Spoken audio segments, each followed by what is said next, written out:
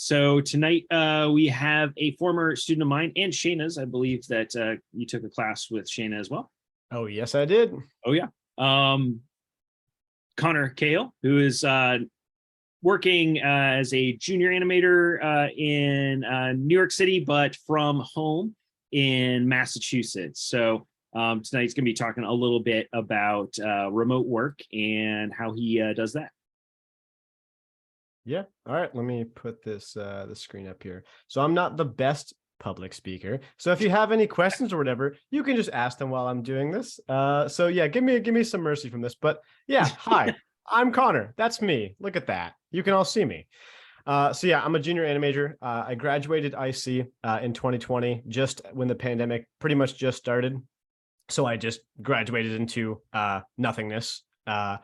And for first year or so, just kind of worked as a baker or at a liquor store. Great times. But after that, I got to work. I got actually an opportunity through Brad to work at Verizon when they were hiring. But a little bit about my time at IC too. So I was able to take lovely classes from both Brad and Shayna while they were both at IC.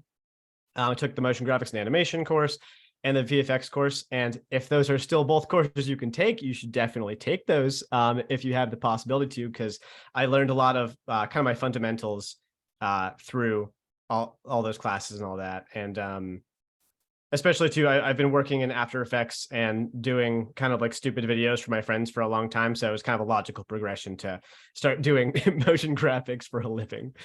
But yeah, just real quick. So VFX is no longer offered because we lost Shayna, and it was a big loss.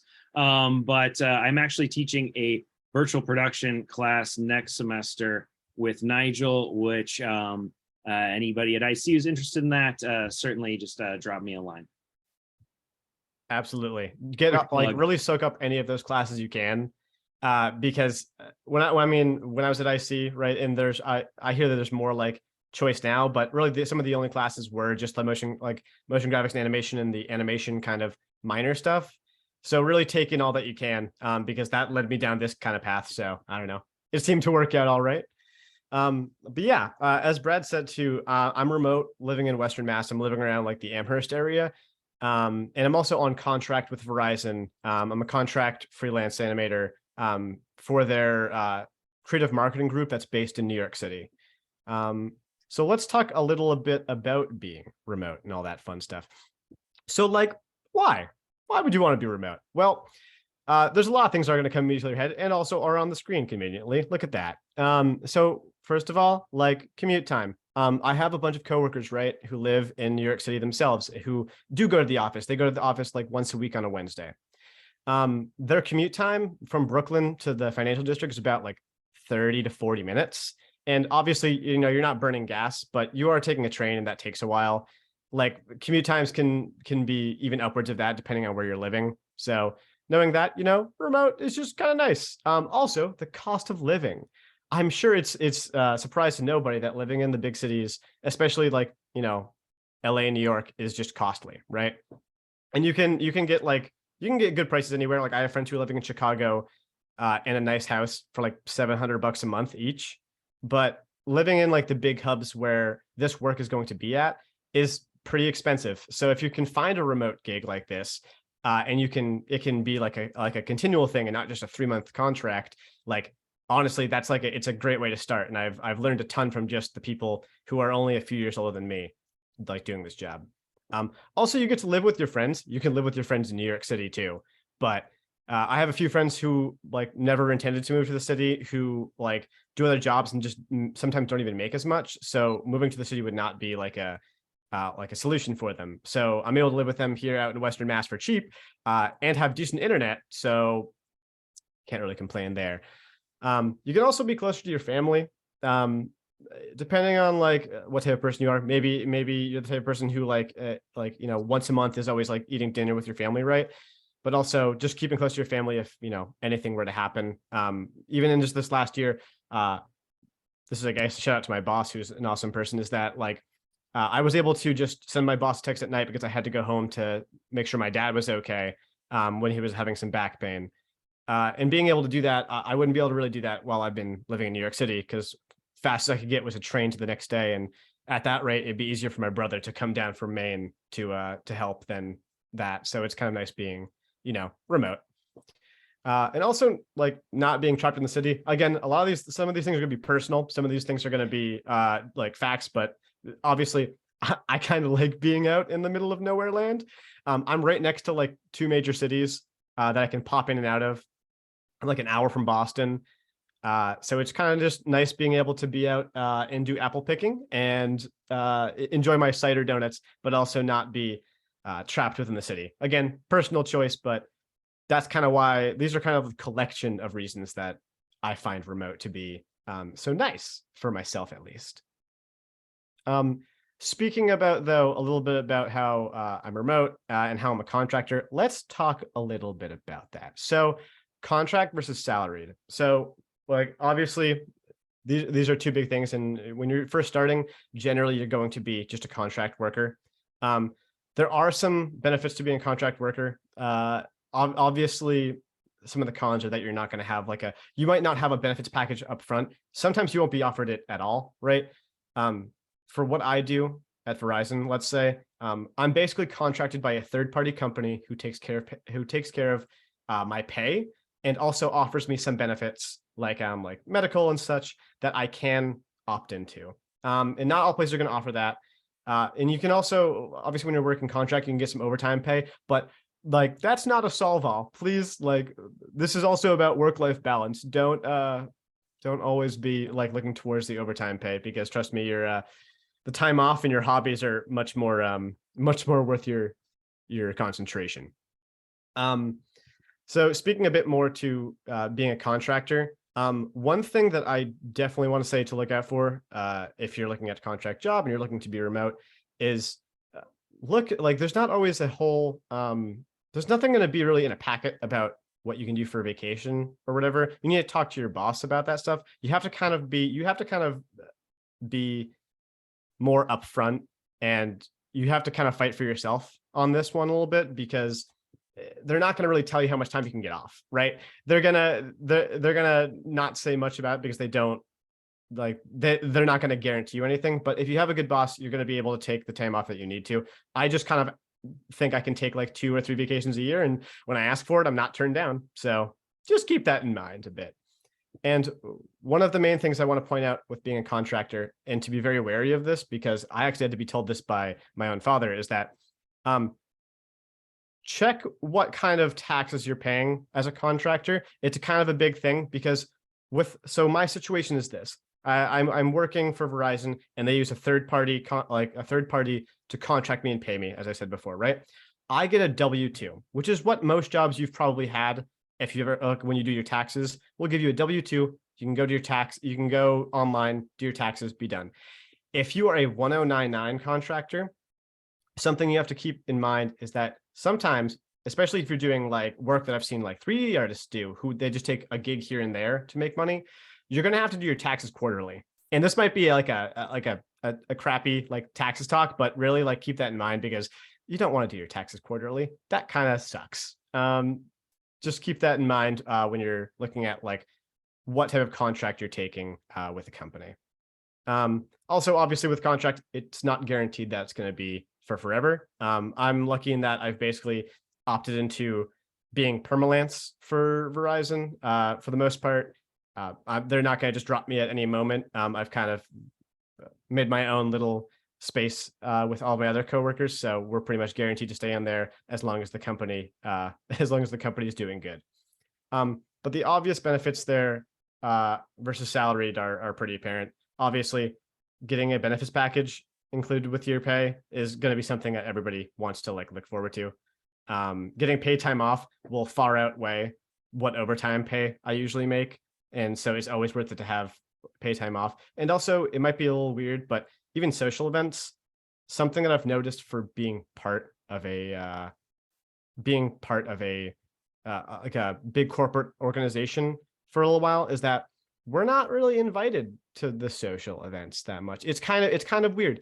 My boss always tunes in, and when he knows about these events, tells us and gives us the event info, and so we go, and everybody doesn't bat an eye that we're there. But for contractors, they generally don't even you're just a contractor. They don't care if you're there. They don't put you on the listing because they just think that you're like, oh, we're paying you this, and then you like clock out and you're done. Even though we're still very integrated into how all of the baseline operations are happening. We're the people on the ground. We're the people who are doing all of the actual production work. So yeah, that's a little talk about contracts and salaried. If you have any questions about that. So you brought up the term permalance. That's a pretty popular term these days. So basically, it's like you're freelancing, but on a semi-permanent gig, right? Yeah. So I'm pretty much every couple months, right? I'll get an email that says, "You've been renewed at Verizon. Congratulations. Please say yes." And then I hit an email that says yes, and then that's it. But at the end of that, if they wanted to just say, "Oh, like we don't need one less person," my boss probably just telling me like, "Hey, like we're looking to reduce," and then that'd be it. You're just gone. So like that's one of the things that like to keep your eyes on is like when your gigs are ending or how far you're being contracted out. Yeah. I have a question, if you don't mind. Of course. I was wondering if I heard that some of the like remote works normally like get less, like the rate is less than the people that are actually like going to the office. So I was wondering if it's the same for you as well, or no? Really. In my experience, it hasn't been. I got hired remote during remote times, and now it's like a bit of a hybrid model. And I've been able to stay remote with a few other people. But me and my coworkers are all contractors, and we all openly kind of discuss our pay and people who've been there longer. And there's not been really a discrepancy in what we've been paid as opposed to the people who were there before everything went remote. So we've all been paid about the same. Yeah. Oh, okay, cool. And also like when you said like the contract, who's like deciding how long is it gonna be? Like, are you like it's a deal between you and your boss, or like how scary it is to like sign the next contract? I mean. So yeah, it is basically a contract between you and your boss. So like my boss is the one who's managing our entire wing of people. So if we need to reduce people on his end, it would be his ruling to like let people go. And like it would end up being him if there was budget cuts. Obviously, it would end up being him having to let people go as well. But that's generally where it comes from. Yeah. Sorry to answer that. Yeah. Thank you so much. Yeah, no problem. Anybody else? All right, now I'll move on to a really funny slide. So this is talking about when you're talking with PMs, I'm going to say that a lot. It's just project managers. You're going to hear this phrase a lot, or multiple. I need this fast tracked. We have a compressed timeline. You're going to hear like so many varieties of this. We need this as fast follow, or there's been a push from up top.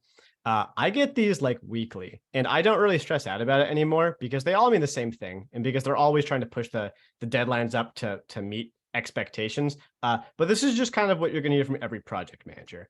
So let's talk about client expectations. So basically, I mean, like I'm a contractor, so I have a client, and my client is Verizon.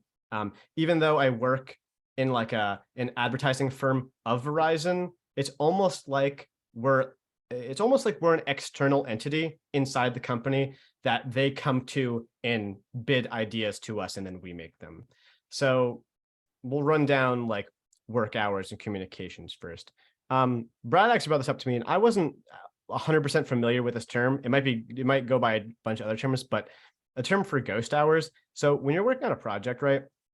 And you want to get it done for the next day. There's only like, you only need maybe like an hour or two more, but you don't know if like you're going to get overtime for it, or if you're going to be able to like, if you don't want to like ask your boss if there's going to be overtime hours or anything like that, you might just tack on a few extra hours at the end of the day to make the project done. And so it's like ready for review in the morning.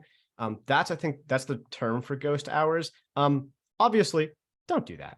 If you can help it, like don't be adding extra hours that are unpaid. Generally, when you're a contractor, you're being paid for you're being paid if not for anything else, for your time. And they're paying a premium rate because they're not paying you for benefits or anything like that. So you should be able to get overtime hours. I've never had a problem with telling my boss. All I've ever had to do was say, hey, this project's going late for this person. This is the project. I'm going to work probably a couple extra hours. And he goes, okay, that's cool. And then I work those hours and I put them on my time card. Do your best to always like keep your boss in the know. But try not to ever, like, sometimes you're going to be pressured to be doing like unpaid work, but never fall into that. Like, you are being paid a premium for your time, like get paid for it. Also lock in an overtime rate. This doesn't exactly apply to everything, but I know some friends who are other animators who just work with like companies doing music videos and such like that, that need to lock in an overtime rate because they'll just keep paying you like the same amount. They won't pay you any extra. And that goes kind of the same way with revisions. If you are a contract worker and you are saying you're paying me a lump sum for like 3 revisions, like if they want more revisions than that, they're definitely gonna, like, that's their job, is to kind of push you, right? They're gonna be like, oh, well, this wasn't right and we just need it like this. Can you just do one more revision? Like, make sure you're getting paid for that, because they will push you to get like the most out of the money they've paid you. And if it's just a little thing, then sure, maybe you can let it slide, but you gotta, like, you're the only one who's like advocating for yourself, especially if you're doing freelance work that does revisions. So make sure you're kind of like putting your foot down and stuff. Even with what I do, I get multiple revisions, and sometimes like I'll make a revision to exactly what they want an hour after their email comes to me, and then it'll take them like 2 days to reply to me to get the final assets and ready. So you kind of have to like keep on top of the PMs as well to make sure that they're not wasting your time and you're not wasting their time. Obviously, info that everybody should know, especially when you're working remote, is to keep good communication with your project manager and your boss. As much as they're going to try to, like, as much as the project managers might try to push timelines and get the most work out of everything, keeping a good line of communication with them will help everything from getting your assets on time to just understanding where a project is.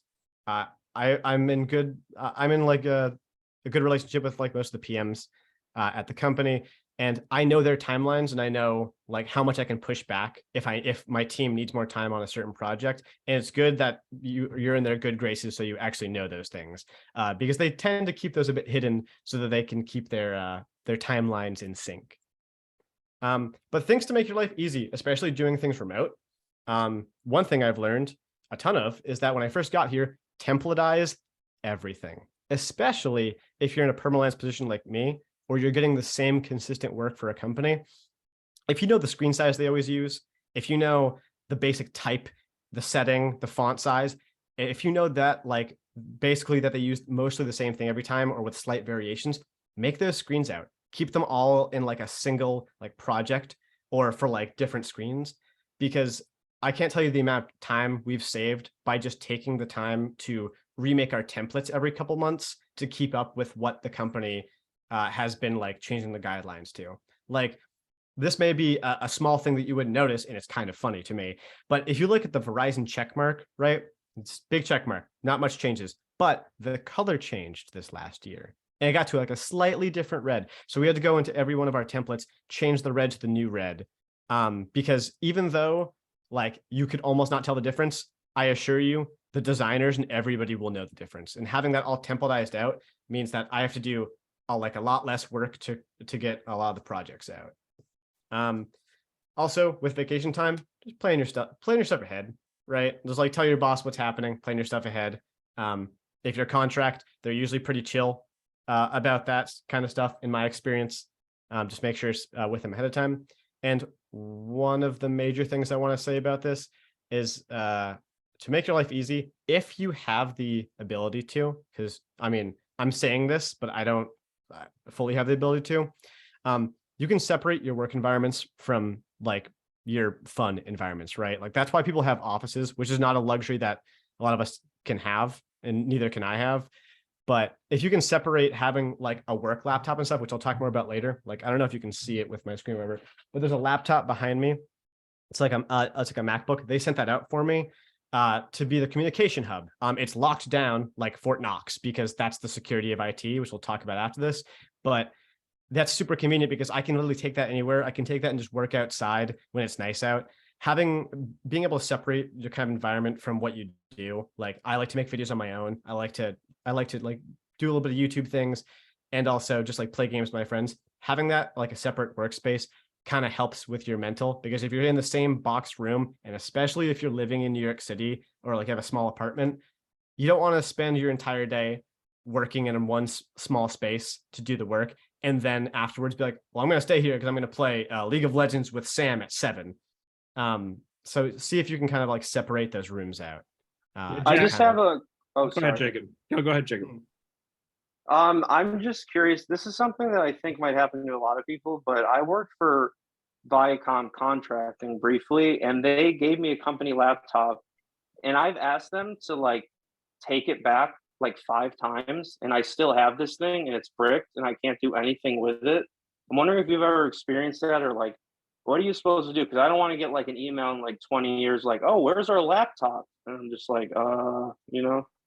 I mean, as long as you have a paper trail, like of just like if you have like multiple emails being like, hey, this laptop is a brick, which hey, mine is too, basically. That thing doesn't run off anything but like the DC power from the wall, and it just dies. If you have a paper trail saying like multiple times, like, hey, I need you to take this back. Hey, I have this property. I have this. If they come looking for you in like a year or two, you can just forward them 3 emails being like, I tried. Yeah. I would say that's the best way, unless you know the direct line to the IT department, which I know for mine is like printed on the laptop on like the login screen is right there, so you can contact them. If you know it directly, then I always go directly to them. But otherwise, if they're not responding to emails or anything, like that's on them. I would just keep a paper trail. All right. Good to know. Yeah, I was going to bring up because you're talking about separate workspace. Jack actually had some good advice on this when working from a home office and not having the ability to make a separate space, was to, on your work schedule, like plan like 30 minutes ahead of it just to go take a walk around the block, like take a nice walk, go get coffee, whatever, come back, and then you're like set for work. And same thing, like when you're done, like take a walk, get out of the space, like to kind of reset yourself and give you some sort of kind of artificial separation, but still a separation between the work environment and the living environment. Yeah, that's sage advice. I take like either midday or at the end of the day, I do a run myself, because it kind of it ends up separating you from like work versus like being at home, because you're completely right. Because like at 6 o'clock is like when I'm out, and I'll log off.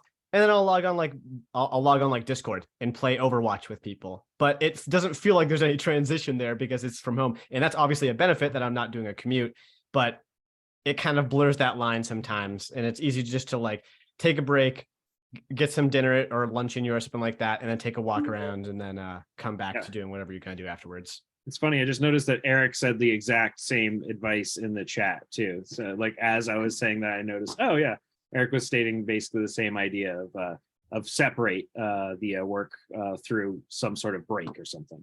Yeah, I learned that a lot recently because working all these crazy hours that have come up recently and all these crazy projects, it was vital that, you know, I go get some fresh air, especially if the weather's nice enough. Sage advice from Eric. So yeah, that's basically, does anybody have any questions about client expectations or kind of like working? Like I'm going to get into the IT stuff and file management after this, but just like working with like a corporate entity and like what to do with clients and like how to like respond to them. Well, you mentioned right before folks got on that you kind of have some seasonal like work crunch expectations based on the needs of third-party clients who are dealing with Verizon. You want to touch on that a little bit? Yeah, for sure. So definitely if you work in anything to do with marketing, you're going to realize that the months of October and November and December kind of, for lack of a better term, suck, because there's a lot of advertising and holidays are around. So that's like the big push. That's when a lot of companies make a lot of their revenue for the year. So there is definitely a bit more of an understanding that during these times of the year, there's a crunch, especially for certain events like Shana said, the Super Bowl, because I just pulled up the chat and it's now next to me. For certain events like the Super Bowl, for the holiday season, and also and especially that pertains to me because I'm at a telecom company, is releases of phones, and especially Apple and like Google releasing the Pixel and their iPhones. That's where like the kind of big crunches is. And like there's an understanding that like I'm totally okay with when Apple releases their product that I will probably take the night shift and work from midnight to 6 a.m.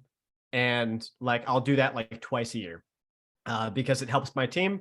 It makes everybody happy, and then we can just get it done with, because those nights are awful because really Apple doesn't actually release any of the footage or any of the assets to us, to anybody, I should say, until the day of the launch. So it's for everybody to get like, you know, for the telecom companies to get the best prices out, they need that out immediately. So it is kind of an understanding that you will work some long hours to do that. And especially during the holidays, you might work a little bit of extra weekend work, and there might be some late nights. But usually it kind of tempers out past January. But kind of every industry may have that for certainly the busy times of the year that pertain to them. So after that, I was going to talk about some IT security, especially because I'm remote, and some other stuff. But definitely, I could think of nothing else to interlude this than our sponsor NordVPN, which is basically exactly what I have to do every time I log in. So security and file management. So IT security, everything is locked down to like some kind of stupid levels, for a good reason. I mean, I'm working with like assets from the actual companies, like OEM assets, which is also a funny buzzword. It means original electronics manufacturer. I have a lot of buzzwords that I learned. It's really fun.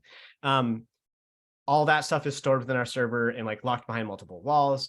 My laptop and phones don't have like any USB access for like storage or anything. Like you can't like transfer anything off or on them.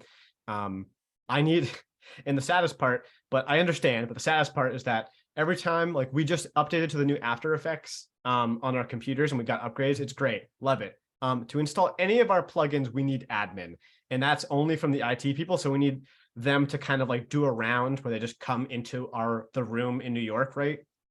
And then, or remote in, and then give us all access and then install everything for us, because we don't have that power at all, and they won't give it to us, obviously. So they have to do it all themselves, and we have to like give them a timeline.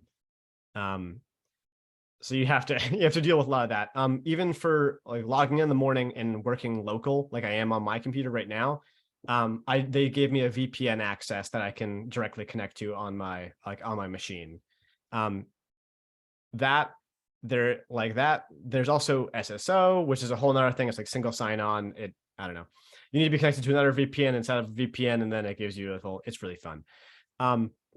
With that though, one of the kind of lucrative workarounds, at least for it in my work, is the transfer service. So when I say that, I mean something like if you ever like used MediaFire or Google Drive or Media Silo, things like that. That's mostly how I do all of my work local, is I can transfer things between folders. It's also where you see this little middle icon or the little middle photo.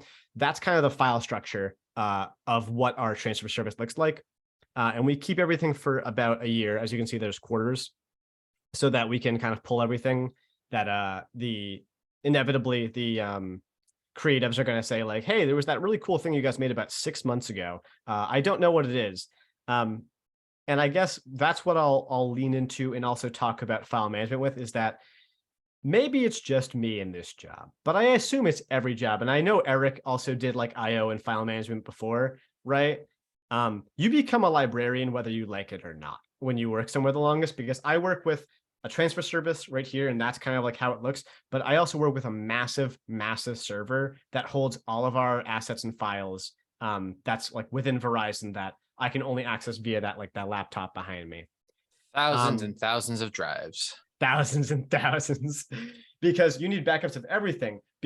And I'll tell you this right now, when that campaign's promos Q122 folder goes away, I'm going to cry, because I know the moment that folder gets deleted is the moment somebody's going to ask for the largest project I've ever made for Verizon. Immediately, they're going to be like, so you made all this stuff. You can give me the renders, right? And I'll be like, okay, got to re-upload everything now. And that's like 200 deliverables. And that's something that, especially if you work in a marketing environment or a continuous creative environment, you'll learn that creatives are going to come back and say like, I loved this, but they're not going to have the name for it. they're just going to have like a clip or like a PNG, and they're like, this is cool, I like this. And I'm like, okay, that looks like one of the 20 things I made last year. And then you have to search through the entire folder and find that. So that's why you have good folder structures and good file management, because you want to have naming conventions and everything sorted out so that you can find that stuff immediately. Because even though later on, people will come back to you and say like, oh, like they might get the project name wrong because it changed somewhere along the line. So you can find it, because as long as they know like, oh, you gave it to us around this date, or it looks kind of like this, you'll have an ability to find it. On the other side of the screen, the smaller photo is of what my project folders look like. So that's just like the outer shell. I have collection storyboards for the board assets I get from designers. I have assets for like the OEM assets and all of the additional like phones and PNGs and stuff that they have. The projects folder for After Effects and the renders folder for everything else. You want to keep a great file structure even on your local drive. I have part of my local drive just for Verizon work, so I can keep it all nice and tucked away if I ever need to do stuff. Keep that clean and make sure to sort it so that you can put like old projects inside of like an older bin or an archive. But with talking about that, something that I've definitely hit along that I didn't actually know a lot about this before I started at Verizon. Obviously, when you're handing off final files to project managers so they can send out to IT and all that, you're going to deal with renders and collections. Renders are obviously being, like, oh, you've made your final asset, you've maybe rotated it, or you've made it in the correct way that they can use to display it wherever they're trying to display it, whether that be online or in a store somewhere on a screen. You send those off and those go to IT. But there's also something called collections. If you are familiar with After Effects, you'll kind of know what I mean. What you can do in After Effects is you can collect everything within After. Actually, maybe it's just easier that I show you. I have this here. Don't worry about that. You can also see my screen still, right? In After Effects. Yeah, we can see it. All right, sick. So you go up here to File. You go up here to Dependencies and Collect Files. What this is going to do, right, is going to collect everything that After Effects is storing together. So you see the storyboards are right here. You see there's an ingest where I have 2 other projects that I needed to import to use a certain asset. All of the assets themselves, like this background gradient, those will all be taken from wherever they live on your computer, and will all be collected into one project file. That comes into fruition a lot, because what you'll also be working with, which I'll actually talk to about in like a second here, is you're not always going to be sending files to people that are just going to be rendered final assets. You're going to also send projects to people, because you might be working with a third-party company like I do when I'm remote. I also work with a third-party company that deals with translating our projects into Spanish, into other languages. So sometimes they're going to ask for just like, hey, like here's the copy, just swap that out. Or they're going to say, hey, just give me the After Effects file, I'm going to swap everything out, because they want to make sure that everything animates the same, because the actual amount of text might change because it's in a different language, which happens much more than you think. But in talking about that, in renders and collections and all that fun stuff, let me run you through what my kind of approval process is and kind of how this whole thing works. And it makes me cry a little bit. So yeah, that's me in the top right. So how a small project works is this. Channel heads, which are, when I say channels, I mean people who work in the retail space, who work with retail stores and have screens like the big TV screens there. People who work online doing .com things for the websites and advertising elsewhere, and even destination screens, which are like, think about like New York City and all the giant screens in Times Square. That's also like what they design. So these are all the people who manage all those different types of screens. They design everything that they want, and they send boards that are like mostly what they want to the PMs, who then send it to us.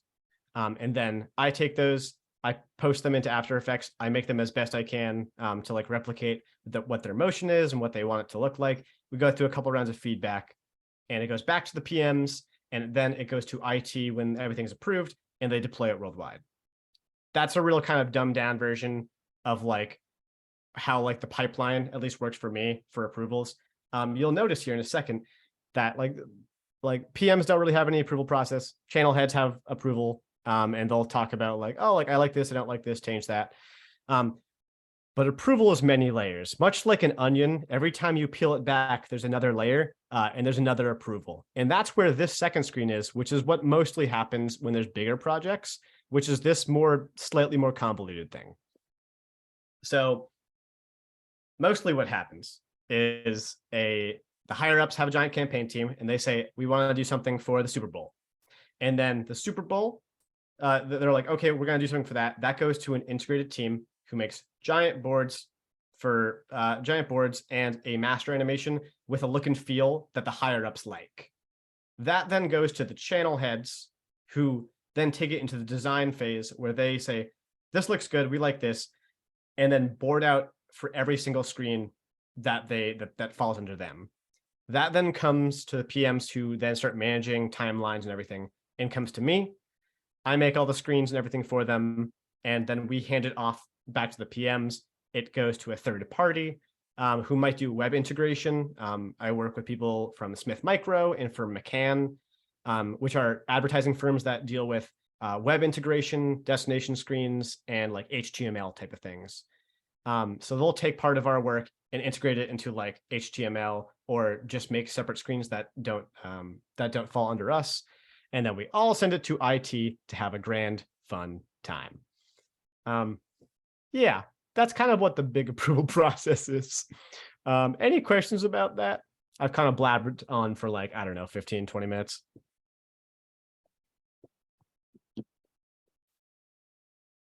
All right, sick. So yeah, if there's any extra time, I can either do a demo, Shayna or Brad, or I can just take any questions that people might have. You have 15 minutes. So questions might be good.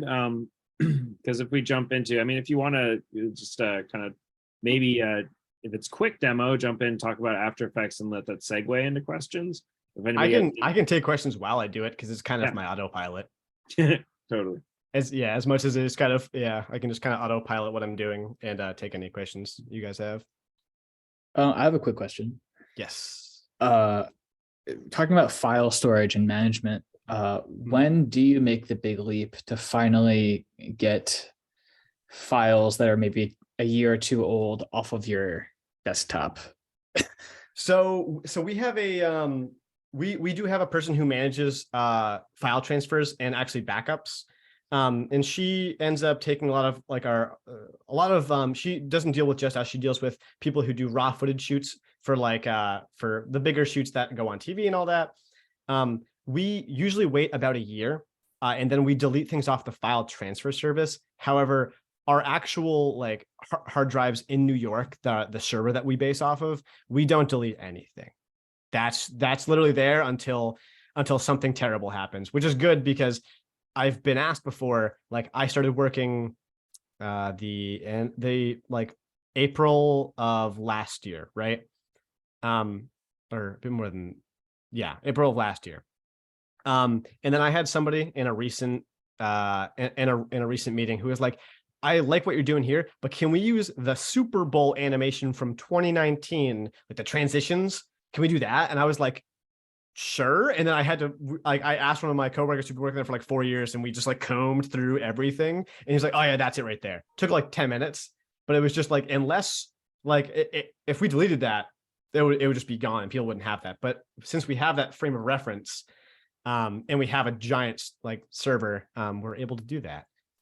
So yeah, if like any good company worth their salt should have a giant server backup of just about everything. The file transfer servers can get things knocked out, but projects should always remain on the server backup. Mm-hmm. So we have that. Yeah, Eric, go ahead.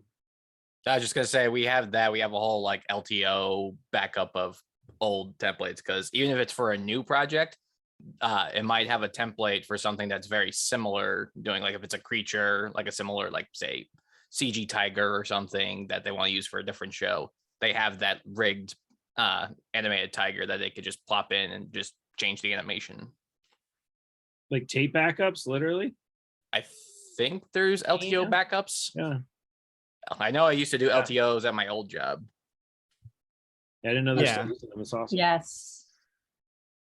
Yeah, no. Yeah, we deal with that. The person I talked about before deals with tape backups in Iron Mountain, that they all like actually take all of their drives and ship them off to Iron Mountain, and then we keep a giant backup. I'm not even joking. It's No, like yeah, it's I remember crazy. Iron I never Mountain. knew. That's what ZPZ did too. Yeah, exactly. Yeah, everybody uses Iron Mountain. It's also featured in the whatever that show was, Mr. Robot. If you ever saw that. Yeah, that sounds about right. Yeah. It's like we'll have your data no matter the contingency. That's pretty No, cool. do you want to know a fun fact about that? Do you want to know something funny? They actually own an underground bunker in the middle of like the mountain in Pennsylvania where all of their most precious data goes. Yeah. It's like a buying point that they tour people around. Yeah. There's like, this is where all your data is stored. Nuclear safe crazy. storage. Yeah, that's crazy. Yep. There's a couple of questions in the chat. Caitlin said, how early did you start looking at jobs, and when did you decide you wanted to work remote? So obviously when I got out of the pandemic, it was about a year-ish, maybe more, until until this job kind of fell to me. I started looking at jobs about, I think I want to say like probably like 8 or 9 months in. I had been working at like a bakery for a bit, actually having a great time making bread. But it was kind of, I wanted to obviously be doing something with animation. And so I started shopping around and looking at different places, and I already had a couple friends who were doing computer science things who were all remote. So I kept looking for remote jobs, and actually they kept popping up. And it was a fateful day when I actually had moved a week prior that I got a small email that said, "Hey, I talked to a professor of yours. Do you want to make some motion graphics things?" And I was like, "Yes." And he said, "Can you start working tomorrow?" And I said, "I probably should give the job I'm at more than a day, but sure." So I went into the work the next day, said, "I'm sorry," and then left. Best decision of my life. Yeah. And I decided when I saw all my friends working remote and I saw that the opportunities were out there, I kind of like prioritized that. I looked around, and I was even, because I'm a big nerd too, I was looking at a lot of esports organizations that are on both coasts that had a ton of remote jobs, especially remote editing and motion graphics jobs, and was applying to those like 8 or 9 months in. And it was only like, a couple months after I had left that job is when Verizon came around. Cool. Another question. Ryan asks, what's the process that you use of backing up and rendering? She's asking because she's doing a big render and doesn't know if her computer's going to handle it.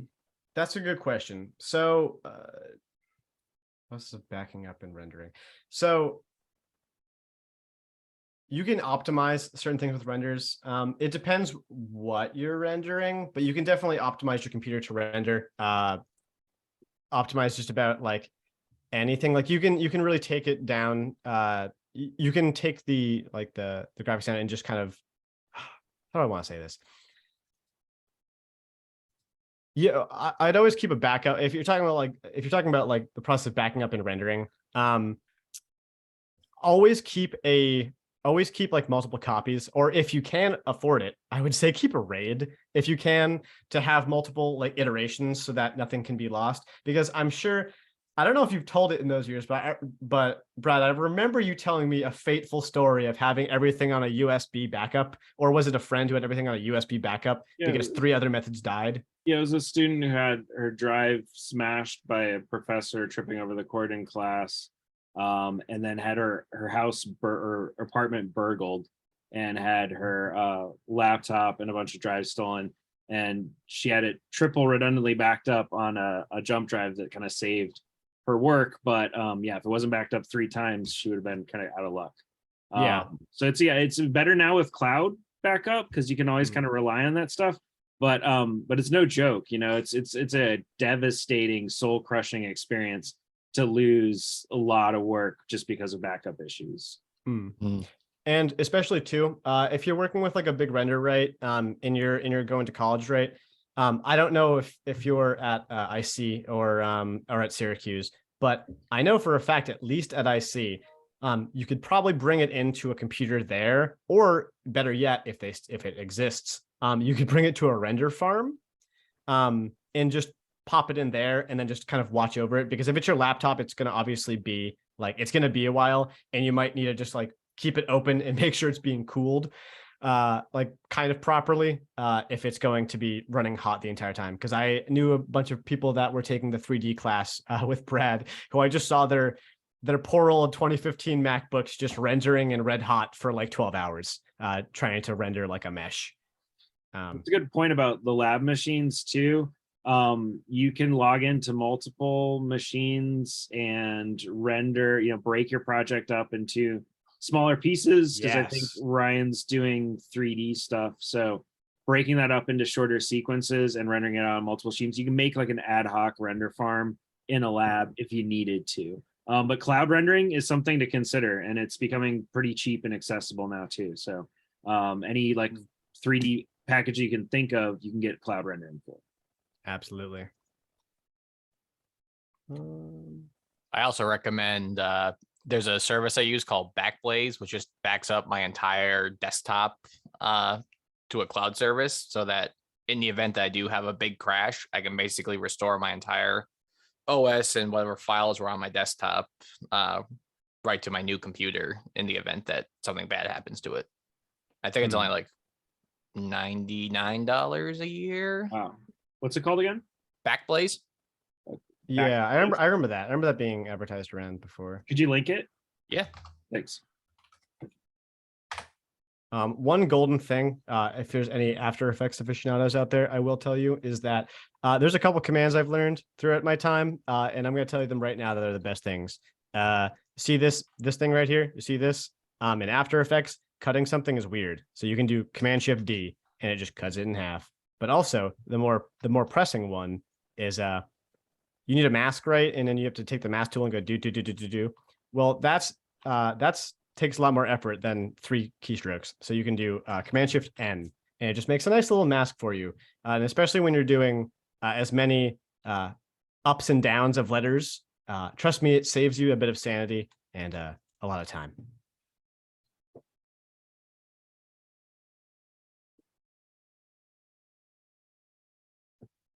Wait, what was the mask trick? I was just responding to some in the chat.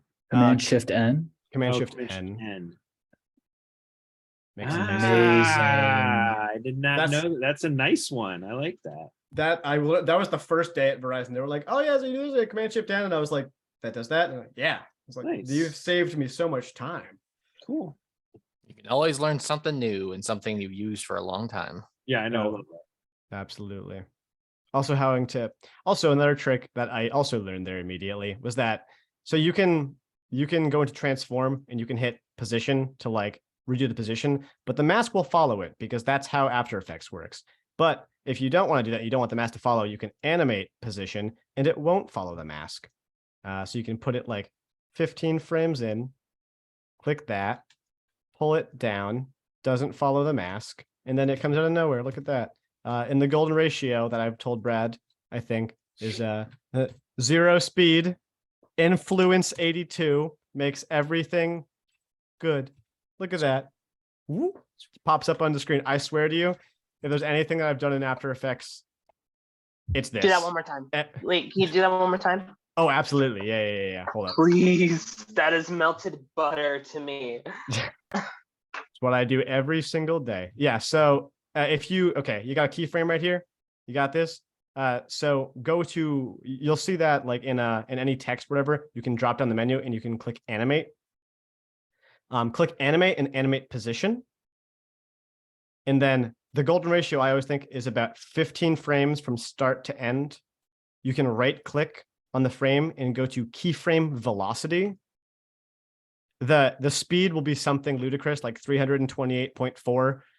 You just make that 0 and then go to influence and then hit 82, enter, and then you resize this to look normal and you have a bunch of masks and it pops up like that when it's actually proper.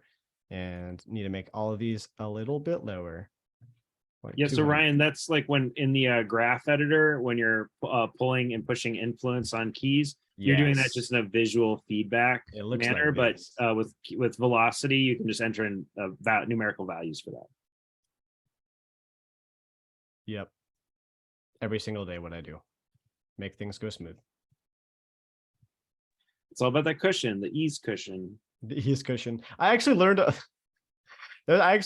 all about easing in your class. That was like 90%. I was just like, wait, the easing tools do this, and I learned about the graph, and I was like, oh, it makes sense now.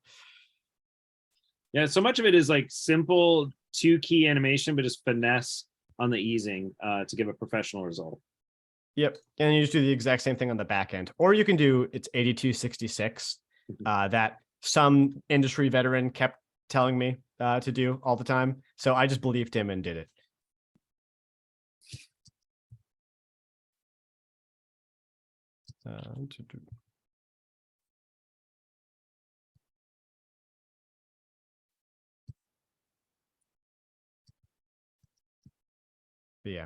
Yeah, that's basically all that I have to say. Yeah,